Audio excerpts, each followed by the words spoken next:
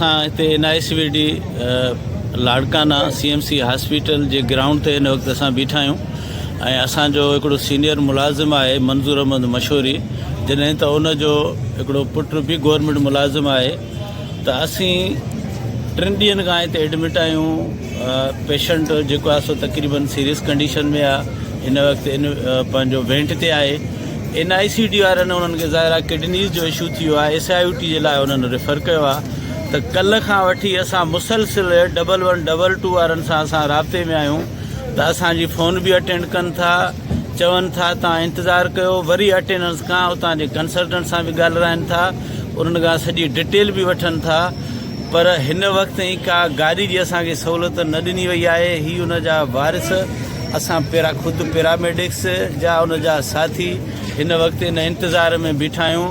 ऐं उन खां पोइ आउं जॾहिं मेडिकल सुप्रीडेंट CMC हॉस्पिटल जन खां मां इहा गुज़ारिश रखी त साईं असां सां हीउ मसइलो आहे, त MS साहब बि हिकु ॿ दफ़ो 1122 वारनि सां राब्ते में आयो आहे। पर मां एतिरो चवंदुसि MS बि हिन वक़्तु जेको आहे सो माना बेवस आहे ऐं उन जी बि का नथी ॿुधी वञे।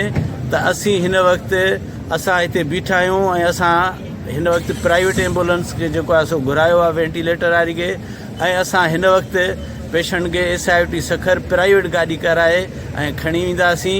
पर 1122 वारनि जी जेको आहे सो सर्विस तव्हां ही ॾिसी सघो था त हिकिड़ो पेशेंट सीरियस आहे, वेंट ते आहे, उन जे लाइ अचनि कोन था, सखर जे लाइ हलनि कोन था।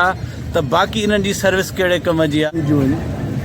ॿियो ॾींहुं पिया आहियूं त का असां पंहिंजी तुरपुर कई आहे, असां पंहिंजा डॉक्टर घुराया आहिनि, निफ्रोला वारा बि, त असांखे कोन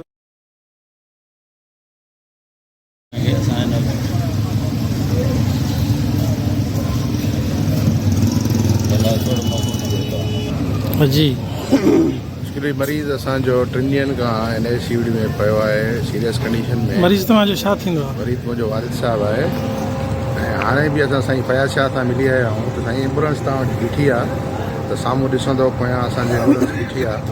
हाणे हिन जो चवण त असां सखर रेफर करे सघूं था NICVD, बाक़ी SIOT नथा मोकिले सघूं। असांजी डिमांड बि त सखर ई आहे साॻी। अगरि SIOT ऐं NICVD तव्हां मूव कराए सघो था त असांजो इहो मरीज़ सीरियस कंडीशन में हुजे। इन कंडीशन में मरीज़ तव्हां रेफर न कराईंदव त कॾहिं थींदो? बाक़ी रेस्क्यू वारा बि असांखे गुज़िरियल राति खां वठी आसिरो था ॾियनि त हाणे कयूं था, शाम कयूं था, सुबुह कयूं था, पोइ रिस्पॉन्स